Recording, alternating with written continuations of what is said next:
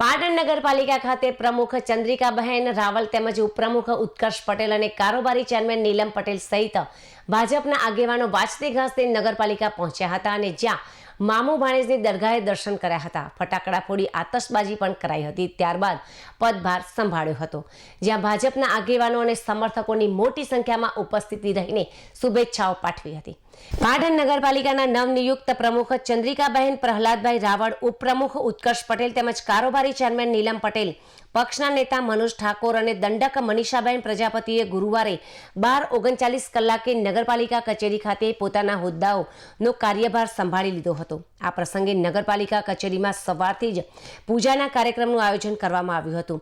Charge સંભાળવાના કાર્યક્રમમાં ભાજપના જિલ્લા પ્રમુખ રમેશ સિંઘવ તેમજ શહેર ભાજપ પ્રમુખ હર્ષ પટેલ, મહામંત્રી સંજય પટેલ સહિતના સંગઠનના હોદ્દેદારો, કોર્પોરેટરો અને મોટી સંખ્યામાં સમર્થકો ઉપસ્થિત રહીને શુભેચ્છાઓ સાથે અભિનંદન આપ્યા હતા। પાલિકા ચીફ ઓફિસર હિરલ ઠાકર અને OS જય રામી દ્વારા નવનિયુક્ત પદાધિકારીઓનું સન્માન અને અભિવાદન પણ કરવામાં આવ્યું હતું।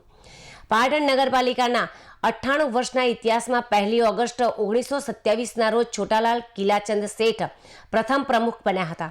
ત્યારથી અત્યાર સુધીમાં કુલ 49 પ્રમુખ મળ્યા છે।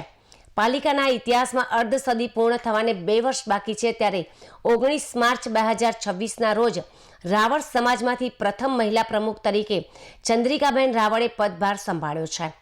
પદગ્રહણ પ્રસંગે ઉપસ્થિત ભાજપના આગેવાનો, પાલિકાના અધિકારીઓ અને કર્મચારીઓએ નવા પદાધિકારીઓને પુષ્પગુચ્છ અર્પણ કરીને શુભેચ્છાઓ પણ પાઠવી હતી। તો પાટણ નગરપાલિકાના નવનિયુક્ત પ્રમુખ ચંદ્રિકાબહેન રાવળે પોતાનો પ્રમુખ તરીકેનો વિધિવત રીતે ચાર્જ સંભાળ્યા બાદ પાટણની સુખાકારી માટે સંદેશો આપ્યો હતો। રાવળ ચંદ્રિકાબેન પાટણના પ્રમુખ તરીકે નહીં પણ પાટણના સેવક તરીકે હું કામ કરીશ।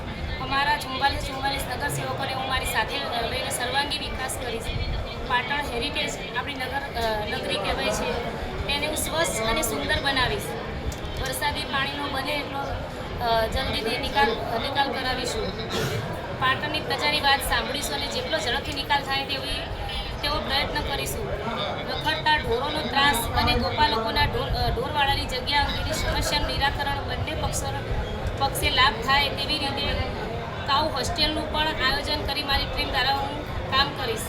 હિંસક કૂતરાઓના હુમલા સામે રક્ષણ મળે તેવું ડોગ હોસ્ટેલનું આયોજન સરકારશ્રીની માર્ગદર્શિકા મુજબ કરીશ। 3 માસમાં પ્રત્યેક ઘરેથી કચરો ઉઘરાઈ અને શહેરમાં બિલકુલ કચરો બહાર ના દેખાય તેનું સઘન આયોજન પણ પ્રગતિમાં છે। ભૂગર્ભ, ગટર અને પાણીની સમસ્યાઓ નાગરિકને નડે નહીં તે હેતુથી હું અને મારી ટીમ સાથે હું કામ કરીશ। પાટણની જનતાની સુરક્ષા, સ્વાસ્થ્ય અને સગવડ સાચવવાની હું પ્રમુખ શ્રી રાવળ ચંદ્રિકાબેન પ્રહલાદભાઈ મારી ટીમ સાથે ખાતરી આપું છું। આગળનું વિઝન શું છે? જે 2027 સુધીનું વિઝન હતું, આપણું પાટણનું વિઝન શું છે? કોઈ છે મગજમાં? આખું પાટણનું વિઝન એ જ છે કે પાટણ આપણી હેરિટેજ નગરી છે, એને સ્વસ્થ અને સુંદર બનાવીશું એવા પ્રયત્નો અમે કરીશું અને મારી ટીમ સાથે રહીને હું કરીશ। ઉનાળાની શરૂઆત થઈ ગઈ, ટેન્કર આજ ચાલુ થઈ ગયું છે, તમે લોકોને પાણી પૂરું પાડવાનો શું પ્રયત્ન કરશો? લોકોને પાણી પૂરું પાડવા માટે હું જલ્દીથી જેમ બને તો નિકાલ લાવીને પાણી પૂરું પાડીશું। હાઈવેની સોસાયટીમાં છેલ્લા 5 દિવસથી પાણી નહીં આવતું, એ લોકો પાણી માટે તો વલખા મારી રહ્યા છે, આપના શું પ્રયત્ન રહેશે? તેનું કામ ચાલુ થઈ ગયું છે અને બને એટલું જલ્દી કામ પૂરું થશે। ભારત માતાજી જય।